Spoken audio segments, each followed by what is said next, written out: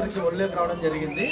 ఆ పండగ అయిపోతేనే మా నాన్న కర్ర తీసుకుని నన్ను కొట్టేసి ఆ పేరుని ఎక్కడైనా పడేసి రమ్మని చెప్పేసి మా నాన్న ఫుల్ వార్నింగ్ ఇచ్చారు. నేను ఇంతలో మా ఇంటి కొట్టము బాదిగట్లో పెట్టడం జరిగింది. అయితే నెక్స్ట్ సంవత్సరము ఇక్కడ ఒక చిన్న బాదిగడ్డి ఇంట్లో బాడుకున్న వాళ్ళు చెరువులో కర్రలు కొట్టడానికి వెళ్ళారు. వాళ్ళు గంపల్లో ముద్దులు వేసుకొని వస్తారనమాట. అలా వెళ్ళిన వాళ్ళకి ఒక్కసారిగా ఒక ముద్దు దగ్గర ఒక పుట్టలో వాళ్ళు ముద్దులు లేపుతుంటే ఆ పుట్టలేంటో ఒక బట్టలేంటో ఒక పీరు పైకి లేసింది. అయితే వాళ్ళు ఒక్కసారిగా భయపడి ఆ పీరుని తీసుకొని చూస్తే ఓపెన్ చేస్తే దాంట్లో పీరు ఉంది. అయితే వాళ్ళు ఎందుకైనా మంచిదని వాళ్ళు ముస్లిం కాబట్టి దాన్ని దైవంగా భావించి ఇంట్లో తీసుకొచ్చి పెట్టడం జరిగింది. ఇంతలో వాళ్ళు కాళ్ళు మగాడు కలుపుకొని ఈ రూట్లో వెళ్ళేటప్పుడు అనుకోకుండా మా నాన్నకు ఆయన ఒళ్ళేకి రావడం జరిగింది. అయితే ఒక్కసారిగా వాళ్ళు అందరూ గుంపుకోవడంతో ఎవరు ఏం కథ అని అడగడంతో ఆ పోయే వాళ్ళని పిలిచాడు. నేను మీకోసమే వచ్చాను రండి అని. అయితే వాళ్ళు రావడం జరిగింది. ఏమంటే మీ ఇంట్లో ఉన్నా కదా, నేను ఇప్పుడే కదా నన్ను తీసుకొచ్చారనే ఉద్దేశం మాట్లాడడం జరిగింది. అయితే ఒక్కసారిగా అందరం షాక్ అయిపోయినాం. ఇక్కడ రావడము ఈ సందులోకి రావడం జరిగితే ఆయన అడిగాం అన్నమాట, ఎందుకు స్వామి ఎట్లా అంటే ఇక్కడ మా తమ్ముడు ఉన్నాడు ఈ సందులో, అందుకని నేను వచ్చాను, నా పేరు ఇమాం హుస్సేన్ అని చెప్పేసి పలకడం జరిగింది. అయితే ఆ రోజుకి 5వ కన్ను కావడంతో 6వ కన్ను రోజు మొహరం స్టార్ట్ చేసాము. ఇక్కడ ఒక్కసారిగా హుస్సేన్ అనే ఇద్దరిని వెలచడం జరిగింది. అదే సంవత్సరంలో 3-4కున్న దయ్యాలు కానీ ఇట్లాంటివన్నీ ఇక్కడ రోడ్లో వాళ్ళకి వాళ్ళ ఒళ్ళో ఇంటి తీసేయడం జరిగింది స్వాములు. అప్పటి నుండి ఇక్కడ స్వాములు వెలిసినారు. మరియు వారికి 7 సంవత్సరాల తర్వాత 10 సంవత్సరాల దగ్గరగా ఉన్నప్పుడు అనుకోకుండా ఈ సందులోకి ఒకరికి అమ్మ బీవీ ఫాతిమా అమ్మవారు ఆవహించడం జరిగింది. ఆమె ఇట్లా నా కొడుకులు ఉండడం ఈ సందులో నేను వచ్చాను, నాకు ఒక రూపంలాగా ఏదైనా చేస్తే నేను ఇక్కడ వెలుస్తాను అని చెప్పడం జరిగింది.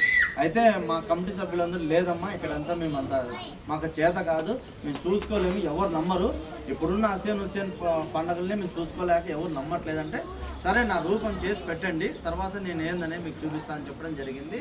అయితే ఒక రూపం చేసుకొచ్చి 1 సంవత్సరం కూర్చోబెట్టి పెట్టెలో తీసుకెళ్ళి పెట్టడం జరిగింది. అయితే నెక్స్ట్ సంవత్సరం పెట్టిని తీసుకొని రావడంలో ఆమె మీద 7 తేనెపెట్లన్నీ లోపల వెలచడం జరిగింది. పెట్టి లోపల, ఎందుకంటే మనము పెట్టిని ఎలా భద్రపరుస్తాము, ఒక శవాన్ని ఎలా బట్టలో చుట్టి పెడతామో అలా పెట్టిని కూడా అలాగే సేమ్ బట్టను చుట్టి పెడతాము. కానీ దాంట్లో అద్భుతం ఏంటంటే పెట్టి ఇక్కడ తీసుకొని రావడము, ఆ బట్టలన్నీ ఓపెన్ చేయడము, పెట్టుకున్న కీస్ ఓపెన్ చేయడము, ఒక్కసారిగా డోర్ తెరిచి చూస్తే మాకు దాంట్లో పాముల్లాగా ఇలా తిరగడం జరిగితేనే ఒక్కసారిగా పెట్టిని వేసి అందరము దూరం పరిగెత్తినాము.